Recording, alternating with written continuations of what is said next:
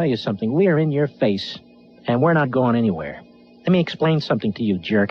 You work for us, all of us. You chameleons in the Democrat Party, you don't get to operate in the shadows without the public knowing about it. You don't get to ram crap in these 1,000-page, 1,300-page bills that affect my parents, that affect my children, that affect my nation without hearing from us, you coward. And let me tell you something else. When you weasels and cowards go back to your districts, your little town hall meetings, your little campaign stops, you're going to hear from us. We will be polite, but we don't like what you're doing, and in some cases, we don't like you, you jerk. Now, they have a whole strategy for dealing with us, the citizens of this country, for dealing with their own constituents. This is from Politico. Screaming constituents, protesters dragged out by the cops, congressmen fearful for their safety. Welcome to the new town hall-style meeting, the once state forum that is rapidly turning into a house of horrors for members of Congress.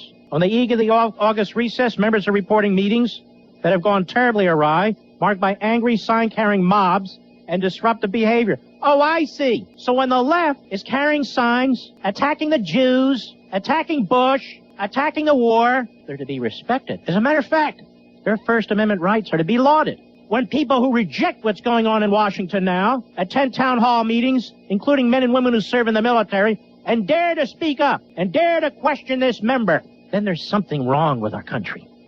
Acorn does whatever it wants. Do you hear the left complaining? No, they're funding them with our tax dollars. The Black Panthers have 2 thugs at a polling place in Philadelphia, threatening voters with batons. And what does the Attorney General of the United States do? Gives them a pass. But by God, we're going to shut down the taxpayers and the citizens of this country who go to a town hall meeting to question their representative. That we cannot tolerate. That's hate right-wing radio behind that one.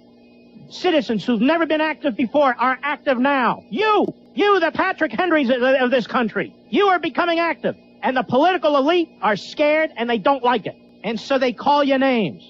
Right-wingers. Well, we don't take lectures from Marxists and their progeny. No, we own this damn country.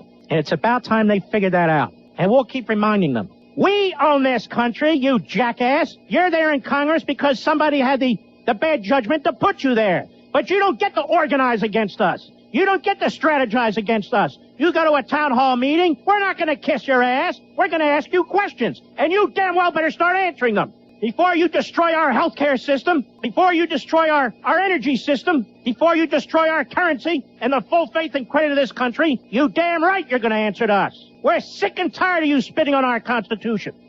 Gee, Mark raised his voice. Isn't that horrible? Well, screw you who don't like it. Go put on National Public Radio, where they all sit there, the drones, and all sound the same. We get a sinecure from the government. Sit there and salute every damn politician who shows up on their show. Not here. Not here. Politico goes on. The targets in most cases are House Democrats who over the past few months have tackled controversial legislation, including a $787 billion economic stimulus package. That was no stimulus package. That was a screw you package. A landmark energy proposal. Who the hell wrote this? A landmark energy proposal destroying our access to reliable energy is landmark? It's not landmark. That's suicide. And an overhaul of the nation's healthcare system. Right, an overhaul. We call that nationalizing it and turning it over to the government. Well, we're not all drones yet. Oh, there are plenty around us, but not all of us. And I have been saying and saying and saying again, we won't go down quietly. We will be respectful. We will be law-abiding. We will be civil, but we will be there. We believe in liberty. We reject tyranny in every form, whether it's a soft tyranny or otherwise. And I know there's some on our side, some Benedict Arnolds who don't quite see it or do see it and who are trying to undermine us. They are irrelevant. They do not matter. They are a diversion. No more go along to get along. Go along with what? This? Go along with the destruction of our very institutions that generation after generation fought for and handed to us. And we're going to piss it away? I don't think so. No, I don't think so. I think we're up for this battle. We are on the ascendancy. They are on the descendancy. And we need to have the good sense to chase them out of town politically. Yeah, we're nuts. Something's wrong with us. The left-wing freaks who are always protesting, always attacking law enforcement, always attacking the military, always trashing our Constitution, burning the American flag in the streets, defending the terrorists. They're normal, right? They're regular citizens, right? We should all salute them and defend their free speech right. But damn it, when we decide to organize and speak out, there's something wrong with us, right? No, it's not right. You have not heard the last of us, damn it.